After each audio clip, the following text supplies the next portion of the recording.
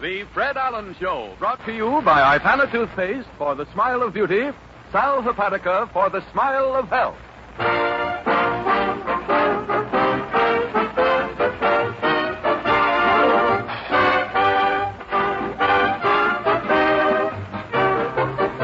An hour of smiles with Fred Allen, folks. 3,600 seconds of fun and music.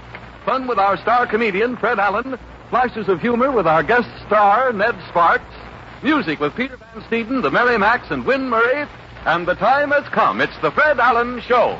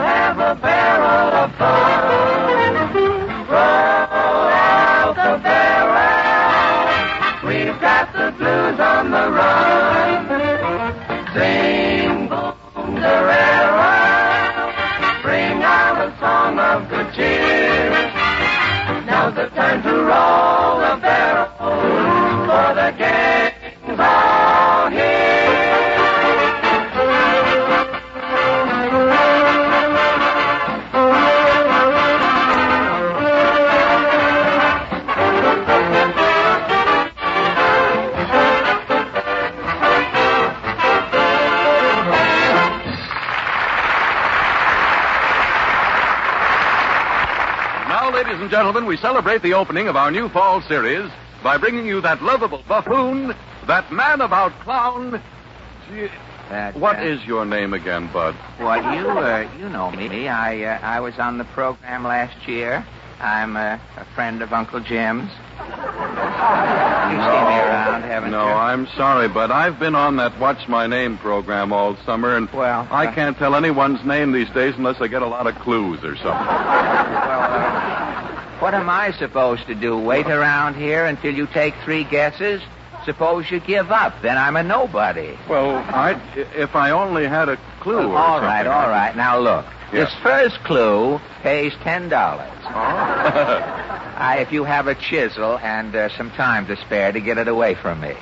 I was born in 1897. Yeah. As a baby, I played with the rattle in my father's second-hand car. Yeah. When I was 4 years old, my mother woke up one night and found me out in the backyard flying a kite. Now, what's my name? Flying a kite? Uh-huh. Oh! Then... Oh, too late. Did you ever see 7 seconds go so quickly? No. Now, this second clue pays $9. Yes. When I was 16 years old, I made a date with the Floridora Sextet. I had 5 girls left over that evening. I founded the YWCA. When I was 18, an apple fell on my head, and I discovered gravity. Now, what's my name? Oh, that's a cinch. Sir Isaac... Oh, isn't that... Wait. Isn't that interesting? You were on the right track, too. Now, this third clue pays $8. And speaking of $8, Von Zell, I am the man who loaned you $8 last spring and never got it back. Now, what's my name? Fred! Yes, Fred, and you can pay me that dough right this very minute. Well, here he is now, folks. Fred Allen in person.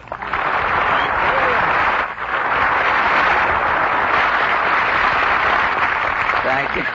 I was christened in half that time, Harry.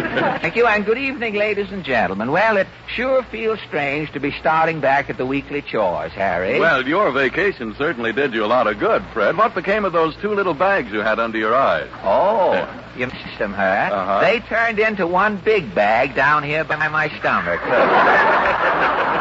You see? Yeah, no wonder I didn't recognize you with that double chin you're wearing. Oh, it goes way down to here. Yes, the cooking in that summer hotel this year went to my neck, I think. Most of it I couldn't get down any farther. If I get another chin, Harry, I'll have to stop wearing collars and get a snood for the front here. Well, snood or no snood, Fred, it's certainly snood to have you back. Nice of you to say so, Harry. Now, how about getting started? Is everybody here? Yeah, I guess so. I'm on deck. Well, that takes care of the trivia, doesn't it? Now, what about the joke writers? Are the boys here, the two boys? Oh, Mr. Allen, now we hot, eh, Sam? Hot ain't the white, Sam. That's telling them, Sam. And now, Sam. Am I right, Sam? Jack's back. I'll never be the Sam after this. Wow, I'm in mid-season form already.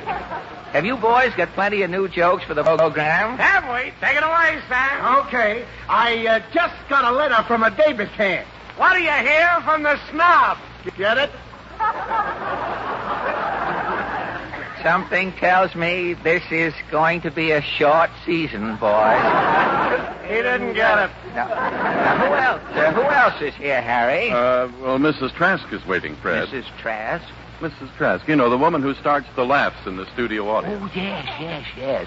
You are on the qui-vive, of course, Mrs. Trask. Yes, sir, Mr. Allen. I'm fit as a hyena and ready for smirk. Well, that's fine. No, not that. Not yet, Mrs. Trask. You know, you don't have to laugh. Look in your contract. You don't have to laugh until the program starts. I know. I'm just warming up. Well, fine. You get back in the incinerator, and we'll baste you on the half hour. Now, let me see. Is anyone missing? Are we all... Hello, Mr. Allen. Oh, Portland. I had forgotten all about you. Well, you certainly are the picture of health, Portland. Yes, I'm trying to take off 10 pounds. Oh, I'm in the same boat. You're the picture of health, but you're overdeveloped. You've overdeveloped yourself, as it were. Mrs. Trask. You bad girl. Not yet. You mustn't rush into those things. I wasn't laughing at you. Oh, you were improvising, were you? No, I happened to think of the salary you're paying me. Quiet, please.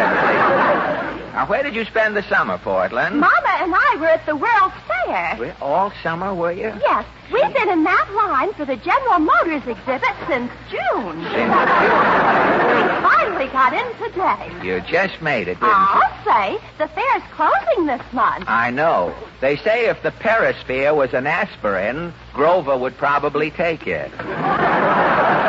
Well, thanks for popping in, Portland. I've written a speech to welcome you back to radio, Mr. Allen. Well, it's very nice. I appreciate... Huzzahs with salutations, and welcome back today.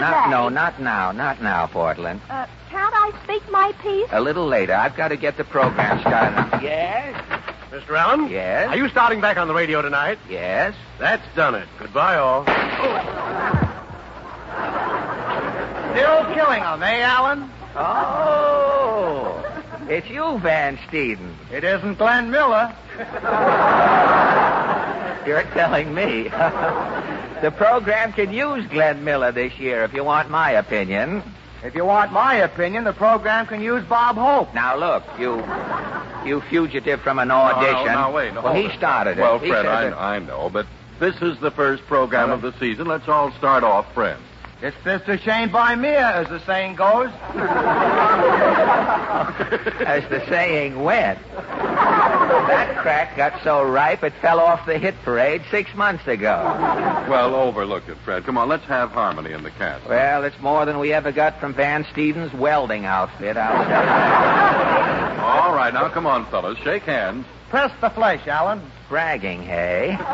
Well, all right, Oh, well, now that's more like it. Now you're friends. Wait a minute. I've been robbed. What do you mean, Rob? All I did is shake hands with you. Come on, Allen. Where's my hangnail? Well, how is that? Accused of... Huzzahs with salutations, and welcome back today. No, not now, Portland. But when do I welcome you? Later in the program. This is later, isn't it? Well, it's later than it was, yes, but not late enough. Now, I've got to start the show now. Things are... Oh. Yes, you'll catch on when I get going. Are the mighty Allen Art players here? To be or not to be? And that's just one of the questions tonight, folks. We're all set. A fanfare, Van Steeden. See, it's knocking already, and I haven't even started. Come in. Yo, Mr. Allen. Yes, if you're looking for the Woodlawn Cemetery... No. Oh, now, you're just kidding me. You've just given your pallbearers the slip, I can tell. No, honest. I'm here on business. What business? Who are you? I am Caldwell Sprague, radio program creator. I'm here to start creating. Well, who says I need a program created? Your sponsor. Oh, the sponsor. Yeah, you've been doing the same program too long. Newsreels, people you didn't watch is the same actors. Oh, and you are here to create. Yeah. I'm creating a whole new program. The West Van Stadium. Right here, Mr. Sprague. You're fired. What? Now we're getting someplace. Well, Mr. Sprague, my orchestra's perfect. You and that poor man's Philharmonic. The public today wants swing. But I've got a new swing band this year. Well, okay. I'll start creating a good swing quartet to go with the band. We don't need a swing. We've got the best swing quartet in the country, Mr. Sprague, the Merrimack. The Merrimacks, eh? Are they hep? Are they hep? I tell you what I'll do. I'll just have them run through a number for you. It's called Good Morning, Mr. Zip, Zip, Zip.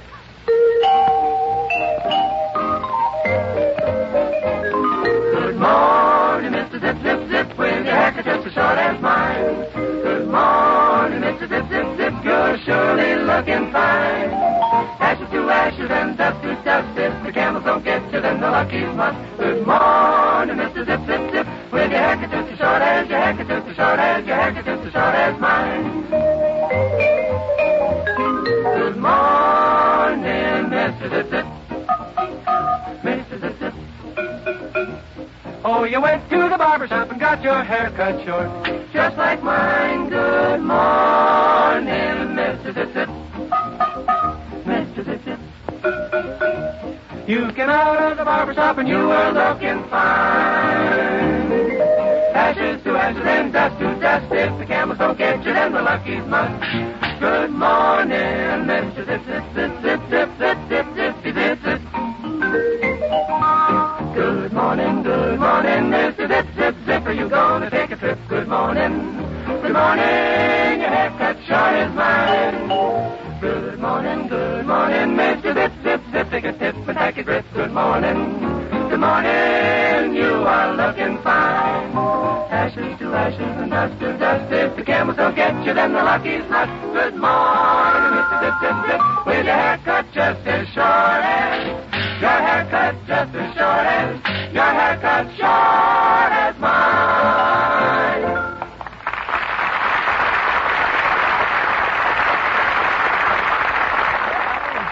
How was that, Mr. Sprague? Oh, boy, the Merrimacks is in. All four of them? Yeah, they're very swell. nice of you. Now, let me see. What are you creating next? I think I'm in the mood for a short commercial. You're in the mood for a short commercial. Well, fine. You go right ahead and create. Well, gee, I don't think I can right now.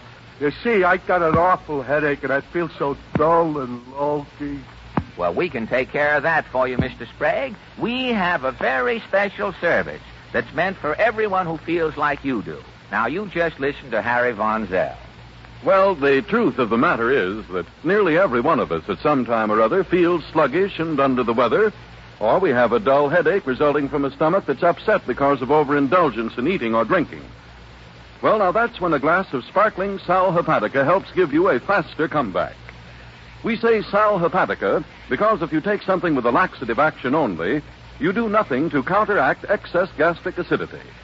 But Sal Hepatica does both.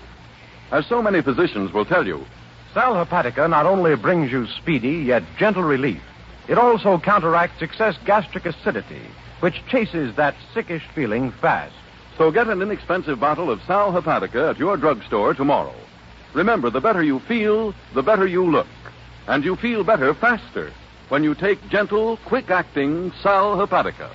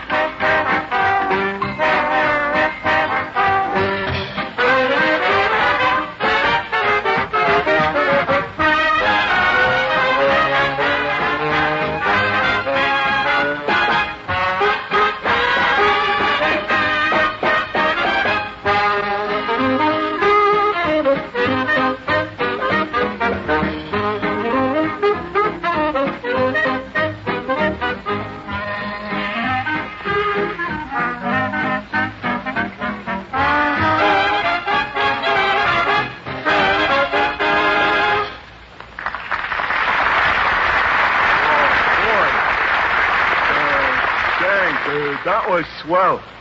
What was that, Mr. Allen? Peter Van Steeden and his new swing band played Jump and Jive for you, Mr. Oh, Sprague. that's okay. Now, let me see.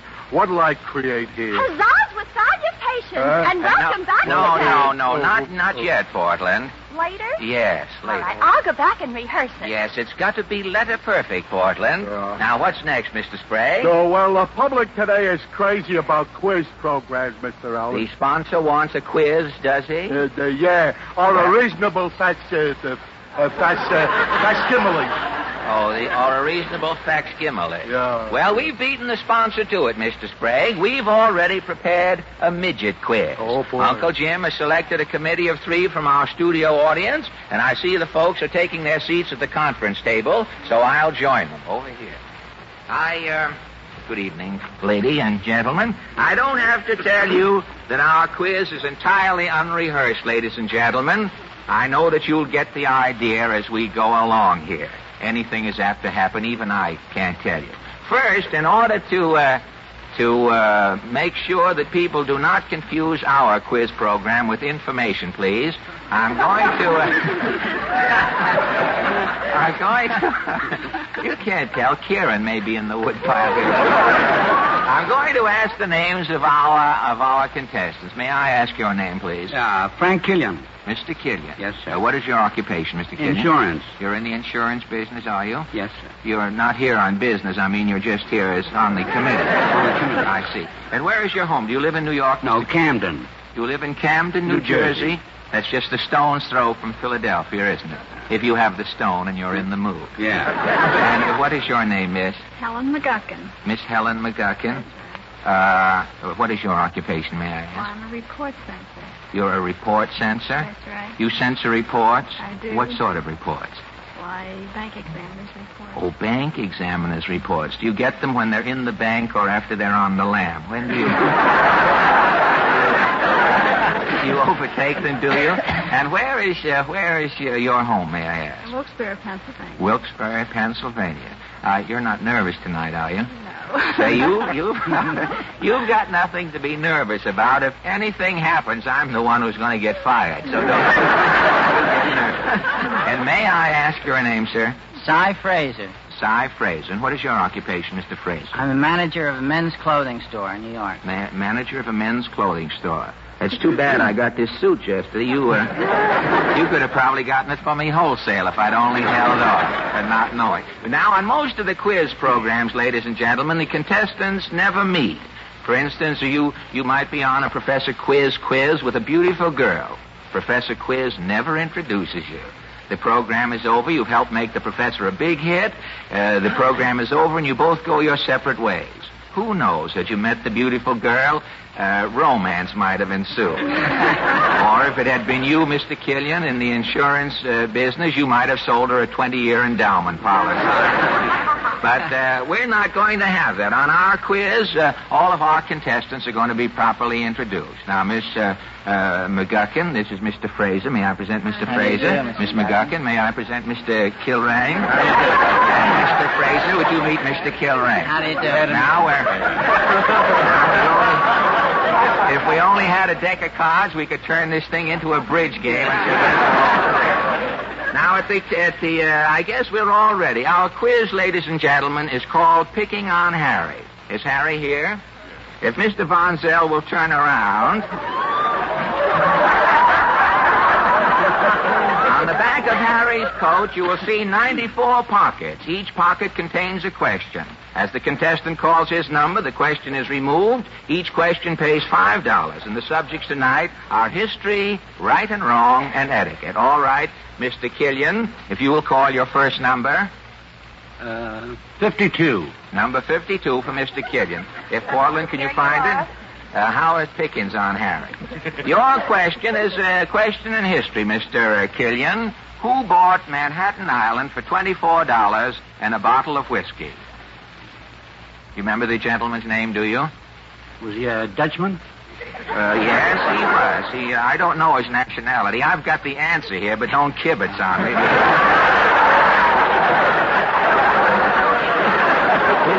I didn't know it myself till I opened this slip here. Do you know the gentleman's name who bought the island of Manhattan? Oh, I know, but I just can't... You can't think. You want to pass? I think I'll pass. All right. Miss McGuckin, would you take a number, please? 55. The gentleman's name, incidentally, Mr. Killian, was Peter Minuit.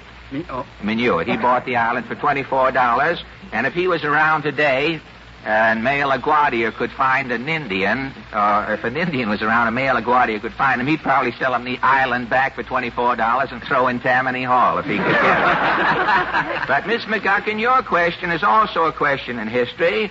Abraham Lincoln had two nicknames. Now, what were they? Do you know? Two nicknames for Abraham Lincoln? Two nicknames he had. One of them was not Raymond Massey. One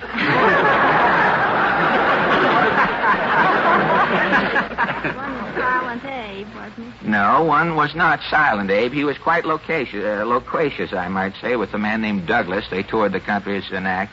Number 2, as I recall. Do you know the names?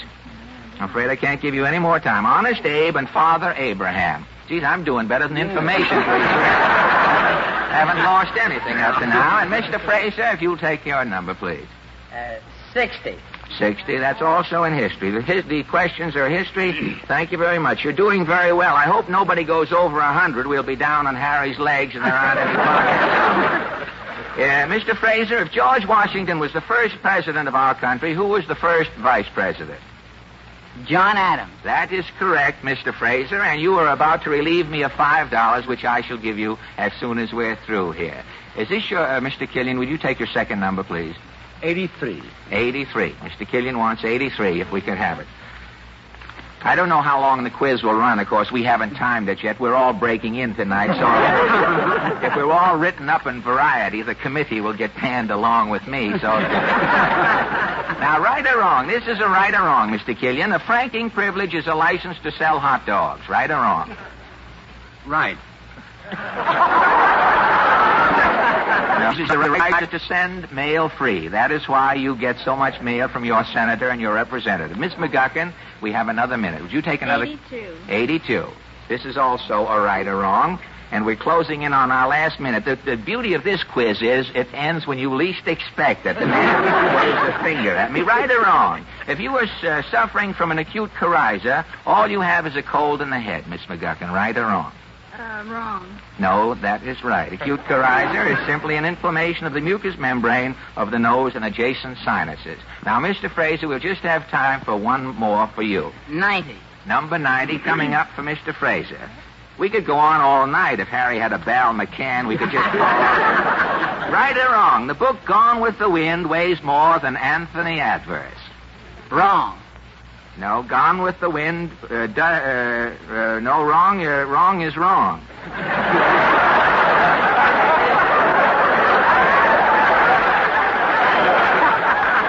Gone with the Wind weighs more than Anthony Adverse. Gone with the Wind weighs 2 pounds and 5/8, and Anthony Adverse weighs 2.5 pounds. I know because I went into Brentano's the other day and had Gone with the Wind weighed and Anthony Adverse. I'm very sorry, but this is the first night of our quiz, and we haven't got it very well arranged yet. And I've just been told by the vice president in charge of waving fingers at the comedians that the quiz has suddenly ended. And I want to thank you a lot for helping us out.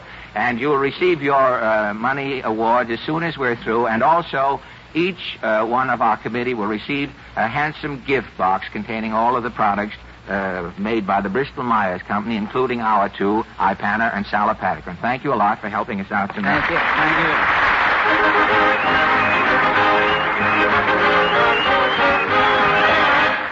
Thank you. Thank you. And now, ladies and gentlemen, we're about to go and... with salutation.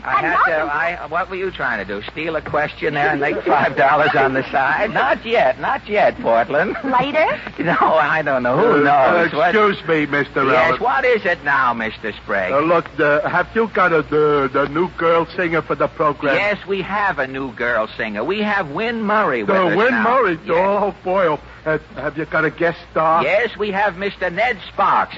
Then you got a whole new show. What am I doing here? That's what I'd like to know. Well, I'm Regina. So long. It's certainly about time we got rid of one vice president. And now it is a real pleasure, ladies and gentlemen, to have you meet a new and permanent addition to our happy little family here, Miss Wynne Murray.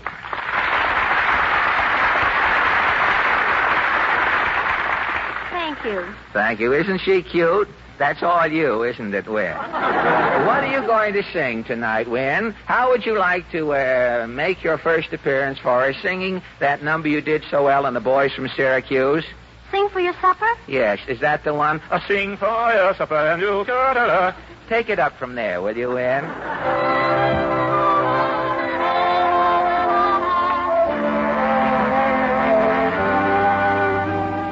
Hawks and crows do lots of things, but the canary only sings.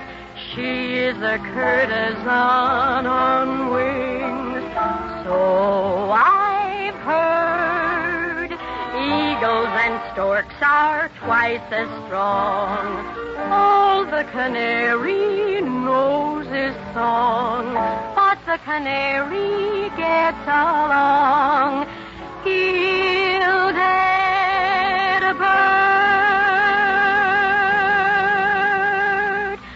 Sing for your supper and you'll get breakfast. Songbirds always eat if their song is sweet to hear. Sing for your luncheon and you'll get dinner. Dine with wine of choice if romance is in your voice. I heard from a wise canary trilling makes a fellow willing. So little swallow, swallow now. Now is the time to sing for your supper and you'll get breakfast. Songbirds are not dumb. They don't buy a crumb of bread, it says. So sing and you'll be fed. Sing for your supper and you'll get breakfast. Songbirds always eat if their song is sweet to hear. Sing for your luncheon and you'll get dinner. Dine with wine of choice if romance is in your voice. I heard from a wise canary trilling makes you willing. So little swallow, swallow now. Now is the time to sing for your supper and you'll get breakfast. Songbirds are not dumb. They don't have to buy a crumb of bread, a spool of thread, just sing instead. You don't have to buy even a crumb of bread, it's said. You'll be fed if you sing. Da-da-da-da-da-da-da-da-da. If you dance, so sing and you'll be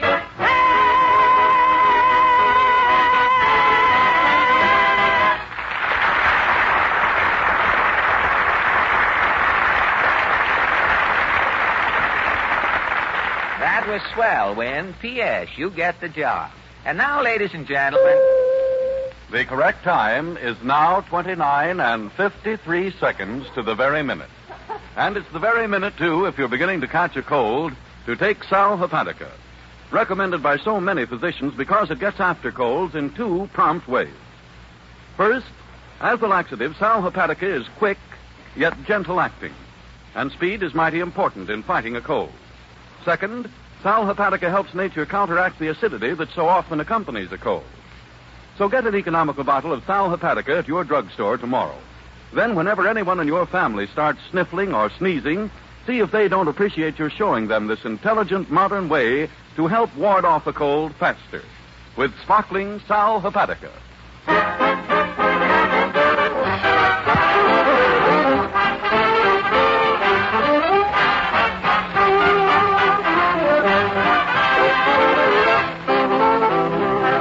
Gentlemen, the Fred Allen Show continues immediately after a short pause for station identification.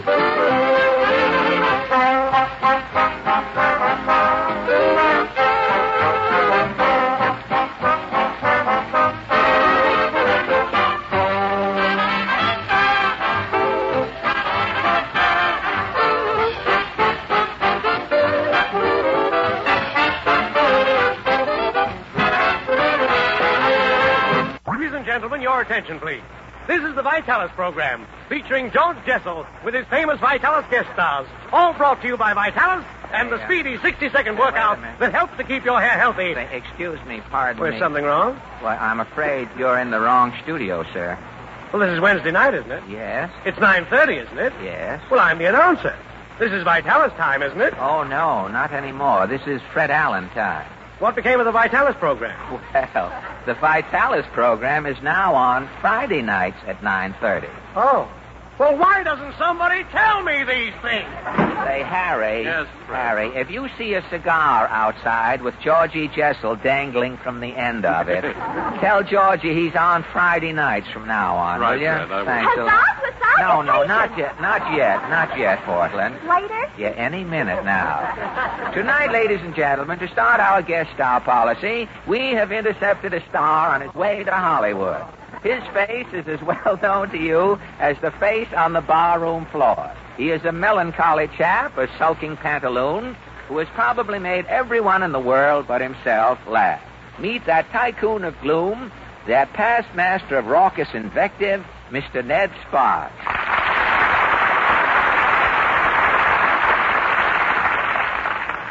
Thank you, friends, and thank you, Rudy. Wait. What's going on? Everybody's mixed up here tonight. I'm afraid you, too, are a little confused, Mr. Sparks. This is the Rudy Valley program, isn't it? No, I'm not, You're talking through your nose, aren't you? Yes, but I'm not Rudy. It just so happens I talk through my nose. How do you whisper? Talk through one nostril? No, I hold my nose. With some of those jokes you've been telling El Fideldo, you should. Now, look, Mr. Sparks, my nose is my business. Your business is in the red, brother. Now, wait a minute, Ned. Let's start this interview over. Not me. I got on my nerves the first time. Well, now we've got something in common. One of us is slumming mentally, Rudy. Not Rudy. Look, one thing at a time, Mr. Sparks. First, this is not the Rudy Valley program. Rudy went off the air last week. Rudy's out of work, eh? Uh-huh. That explains it. Explains what? Rudy in the auto match yesterday. He was singing to himself. Rudy singing what? My time is my time. Why, I didn't know you sang, Mr. Sparks. What do you think of my voice? And keep it clean.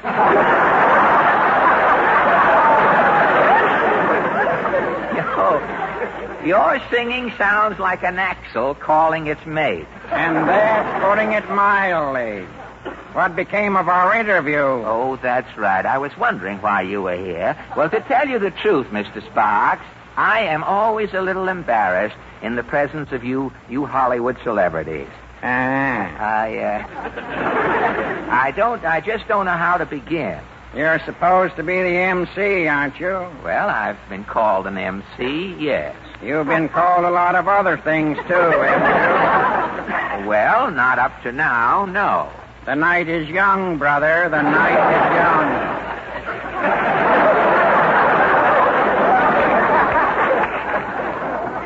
young. You know, it seems funny. You here at the microphone looking at me. I'm here looking at you. We're both looking at each other. Yes, and I'm getting the worst of it. To me, you look like a little boy who grew up in a bottle of alcohol. To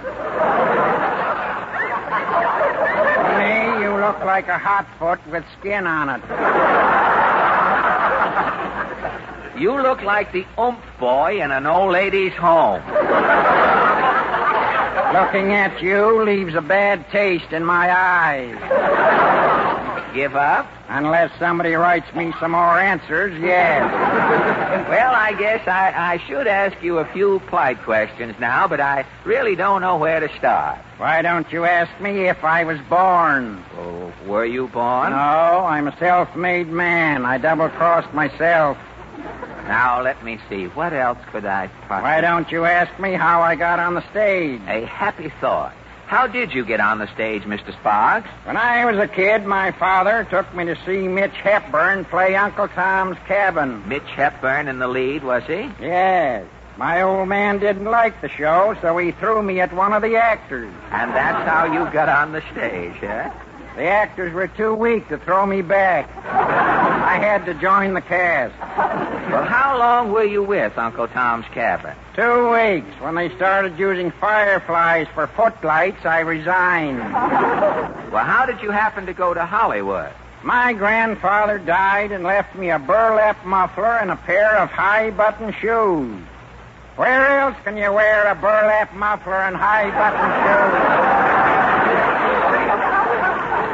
Well, you've been out in California a long time. I guess you've seen a lot of changes in Hollywood. Yeah, when I first went into pictures, an actor was an actor. Well, what is an actor in Hollywood today? He's a straight man for a set of dishes. What is your opinion, speaking of pictures, what is your opinion of the double feature policy? 2 wrongs don't make a right.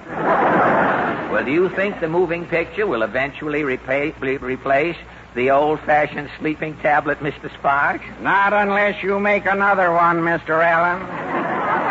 Oh, you saw my last picture, did you? Yes, I have insomnia. I saw it all. Well, enough about me. I know that everyone is interested in one thing, Mr. Sparks. How did you acquire your sunny disposition? You mean, how did I get this out-of-the-money look? Yes. As a baby, I was weaned on acidophilus and learned to take the bitter with the bitter. The bitter with the bitter. And as you have grown up and copped your way through life, have you used any special diet to maintain your curdled outlook? Yes, my stomach gives me a lot of trouble. I keep eating the wrong food just to get even with it.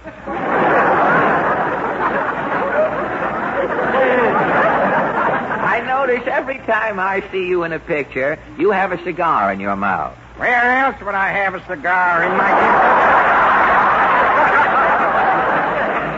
No, I just wondered if you smoked. Of course I smoke. You don't think I park a cigar in my mouth to hold up my upper plate, do you? Oh, the lower one. You hold it down.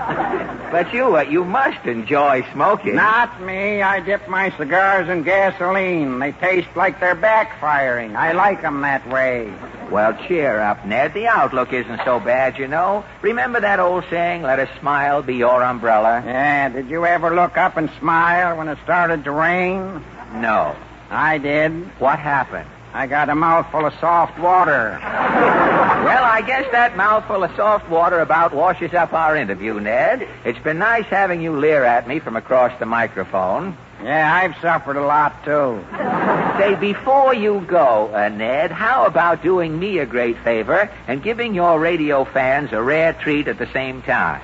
You want me to sing again? No. I'm a friend of Tibbetts. Uh-huh. We've heard you sing, but no one, as far as I know, has ever heard you laugh. Now, how about letting us bring America your first and perhaps your last laugh? Well, I know it's sort of short notice, but you can scare one up, can't you? All right, are you ready? Okay. Ha, ha, ha. Well, thank you.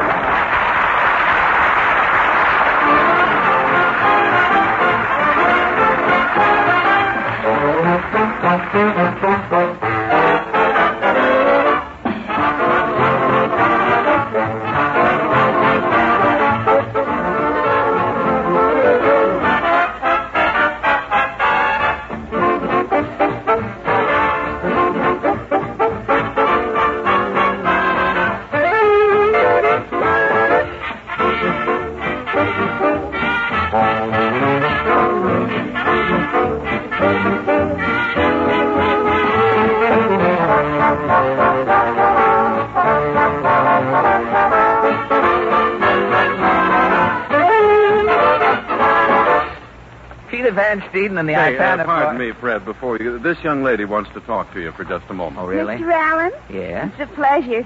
Look, me and my sister have a restaurant right close to the studio, see? Well, not from here. I don't know, but go on. Well, we thought, like days when you're rehearsing, you could order your dinner from us and we'd have it here in 5 minutes, smoking hot. Well, the idea of a sizzling platter wending its way through these vast corridors appeals to the pixie in me.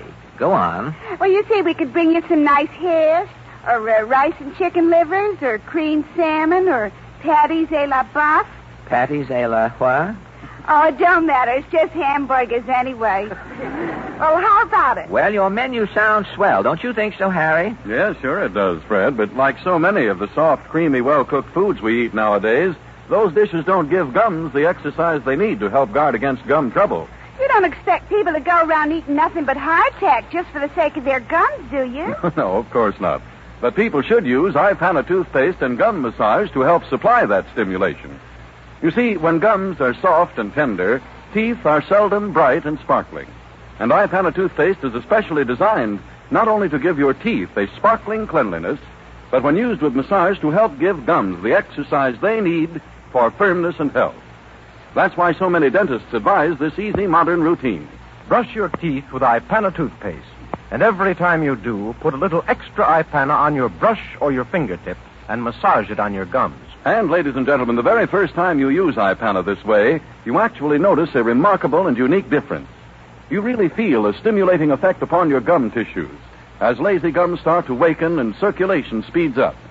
And that helps bring greater health to your gums and, consequently, more charm and radiance to your smile. Prove this to yourself. Get an economical tube of iPana toothpaste from your druggist tomorrow.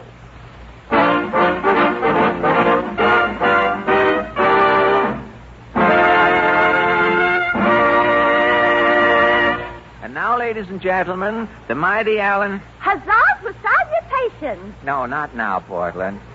Yes, later on, if you don't mind. The mighty Allen Art Players, ladies and gentlemen, returned from their season of summer stock at the Good Gulf Station on Route 1 north of Stamford. Tonight they present their version of that 20th Century Fox epic of exploration, Stanley and What's-His-Name. Tonight you will hear for the first time the real reason why Henry M. Stanley failed to bring Dr. Livingston back from Africa.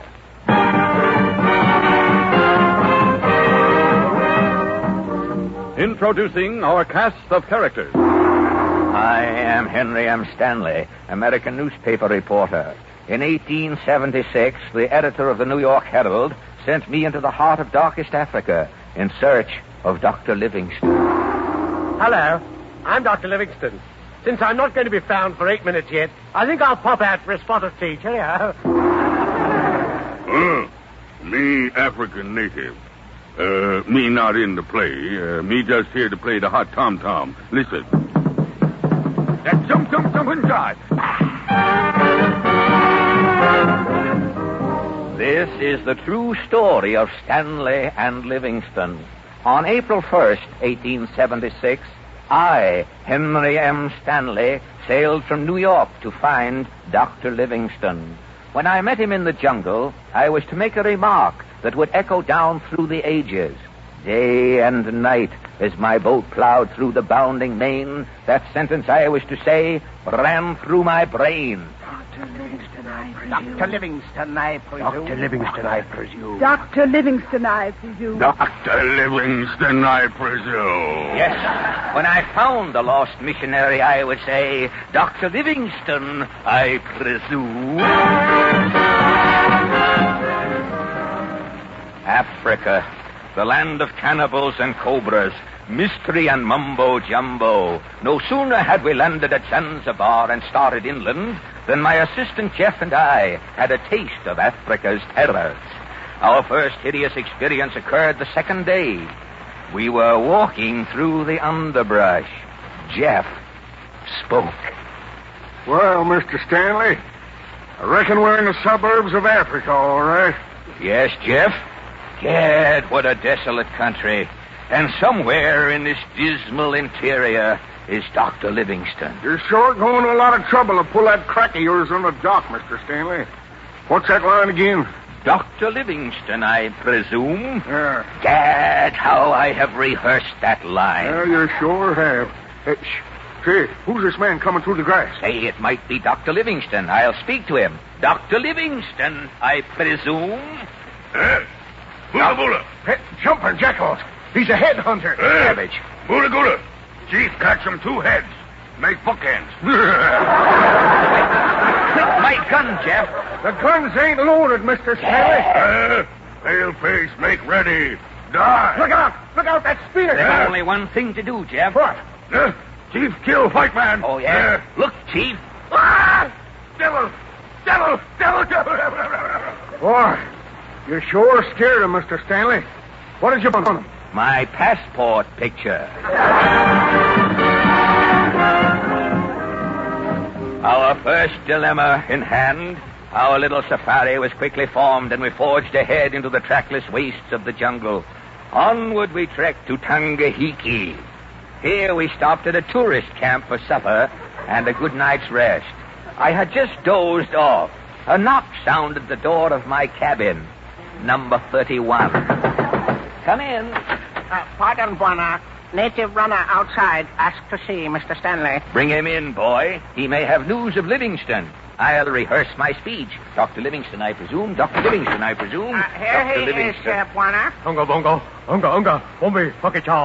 What does this winded heathen say, boy? He ran 1,000 miles through jungle. See you. What was that afterthought, boy? He say, are you newspaper man of Yes, America? yes, I am the newspaper man. What does he want?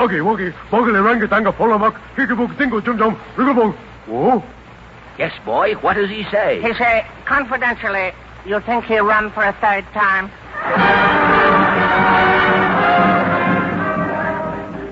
Bidding a hasty farewell to this Ubangi water liftman, the next morning we pressed through the tropical underbrush, still searching for the missing Dr. Livingston.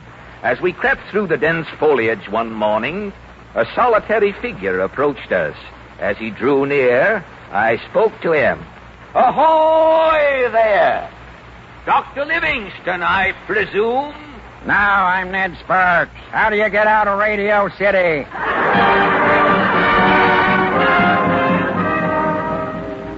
Turning our backs on this mirage, we trekked ever onward. 2 months later, in the little village of Tongabonga in Uganda, I heard that a white man had been seen only recently.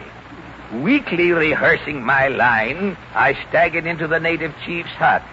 He spoke to me. Jambo, white man. Jambo, Chief. Welcome, Tongo Bongo. Speed limit 10 miles per hour. I'm looking for another white man, Chief. White man? Him come here today, morning. This morning? Which way did he go? Him stop here. Chief have him for lunch. As your guest? As pot roast. Gad, Chief, you have eaten Dr. Livingston. No, not Dr. Livingston. The name on the menu, Frank something. Frank? I don't know any. Frank, excuse, Chief, indigestion beginning. Bring him back alive. Bring him back alive. Bring him back alive. Frank Buck, good dad. Yes, I, Henry M. Stanley, heard the last encore the great animal impresario ever gave. We drank a bicarbonate to his memory, placed a wreath on the chief's stomach, and went our weary way. Deeper and deeper into the grim African interior, we struggled on in our endless search for Livingston. Nights fraught with terror, days so scorching hot that rubber trees vulcanized themselves. Still, we struggled on. And then, one day, we came upon a little hut in the center of a clearing. Again, Jeff spoke. Well, look, Mr. Stanley. The sign on that hut. What does it say? Dr. Livingston. Yeah. Office hours 1 to 3. Thank heavens, Jeff, our search is ended. Yes, sir. Now, what are them drums, Mr. Stanley? Look in through that window, Jeff. Oh, where? What natives? They're entertaining the doctor with a tom-tom jam session. At last I am about to make my historic remark. When he opens that door, I am going to say, Dr. Livingston, I presume. What understatement. What savoir-faire. That sentence, Jeff, will stand the test of time. Dr. Livingston, I presume? Yes. Boy, sounds like another Washoe Day in Charlie. Stand back, Jeff. I'll knock. Hello. I say, what do you want? Dr. Livingston, I presume. What? Dr. Livingston, I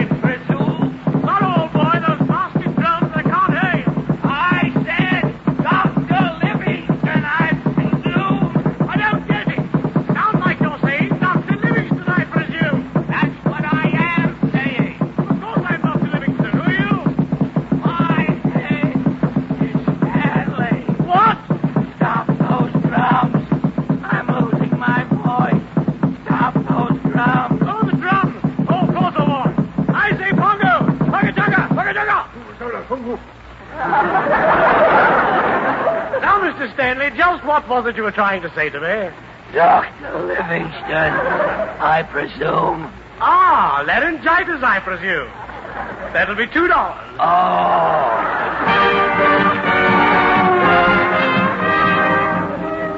For 2 days and 2 nights, Jeff and the doctor fed me herbs and bark to bring my voice back.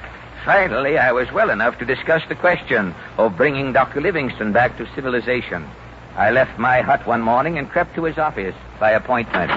Well, I say, Stanley, old Boy Scout, how's the patient today? Fine, Doctor. I'm ready to start the trek with you back to civilization. Oh, ripping. I shall call my daughter and reach Papa. Your daughter, Doctor? You have your little girl with you here in Africa? Why not? She's right at home in the jungle. She even has an orangutan playmate. She's teaching him how to talk, you know. A talking orangutan? Tad, what a story for the New York Herald. Where is this simian? My daughter's feeding him in the next room. Pop, little boy. Fine, I'll do that. I'll be right back. Drink to me only with thine eyes, and you will be mighty thirsty. A drink to...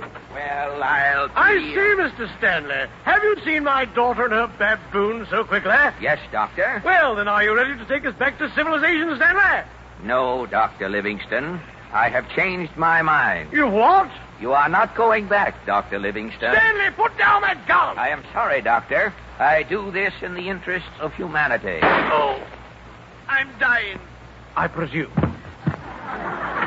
Mr. Stanley, what have you done? I've killed him, Jeff. What? You traveled 5,000 miles to find this lost missionary. You had the greatest scoop in history. Why did you kill Dr. Livingston? To keep him from bringing his daughter back to America, Jeff. Her name is Mary. Mary Livingston. Yes.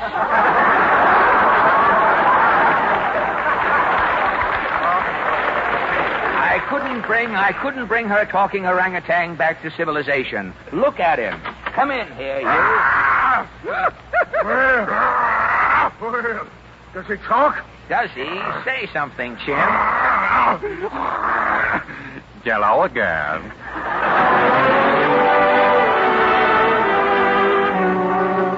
And so ends the tragic story of Henry M. Stanley and Dr. Livingston. If you doubt this authentic statement of the true facts, ladies and gentlemen, tune in next Sunday night, and you will hear Mary Livingston and her orangutan in a half hour of comedy, I presume.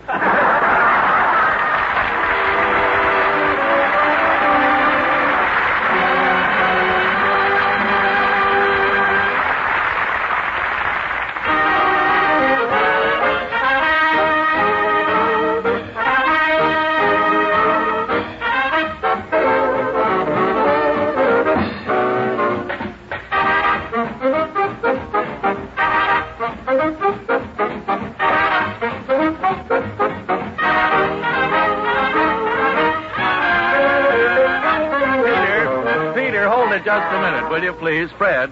Yes, Fred, I know that you must be exhausted after that dramatic effort. But before the Merrimacs come back to sing again, won't you say just a few words to your public? Oogaboola dogadoo banga wanga. Huh? I'm still in Africa, Harry. Oh. Maybe you'd better say something that makes sense, but quickly. Well, none of us can ever look our best without an attractive smile. That makes sense. Yes, and so does the advice of so many dentists who say, for brighter teeth and healthier gums, use iPana toothpaste and gum massage. For iPana is especially made not only to give teeth a sparkling cleanliness, but when used with massage, to help give gums the stimulation they need for firmness and health. The exercise they do not get from our modern, well-cooked foods. And when gums are soft and tender, they are not only more susceptible to trouble, but teeth seldom have the sparkle necessary for a really attractive smile. So begin tomorrow to brush your teeth and massage your gums with iPana toothpaste. It's the modern, easy way to help bring new firmness to your gums, a brighter luster to your teeth, and naturally more charm to your smile. Ask your druggist for iPana toothpaste.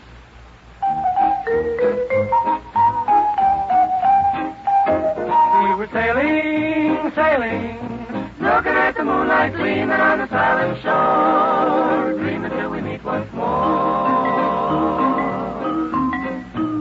We were sailing alone on Moonlight Bay. We could hear the voices ringing,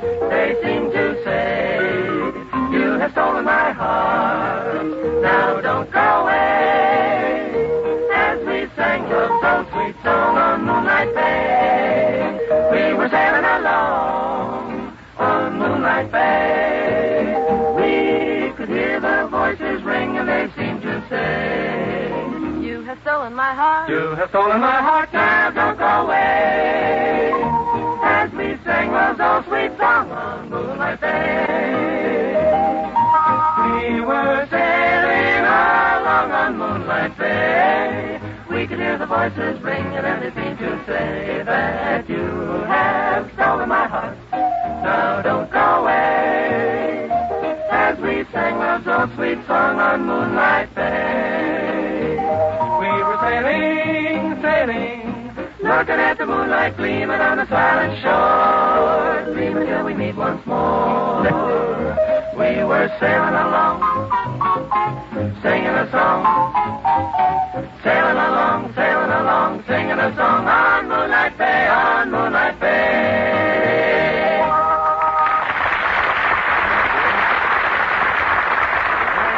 Just completed Moonlight Bay. And now, before our 4-star preview of next week's show, ladies and gentlemen, may we say that this program was brought to you in sincere appreciation of your friendliness toward our famous products. Ipana toothpaste for the smile of beauty, Sal Hepatica for the smile of health. Ipana and Sal Hepatica. Thank you, Harry. And don't forget, ladies and gentlemen, next Wednesday evening we bring you... Huzzahs with salutations. And welcome back today. Yes, Mrs. Stanley. We'll see you next week. That's a frame-up, huh? Your song of the week. A roll out of the barrel. Oh, we'll have a... There's no O in roll out the barrel, is there? Oh, yeah, it's the bunghole. Oh. And our guest star will be... Bert Lauer, the cowardly lion of The Wizard of Oz. And music. Good night.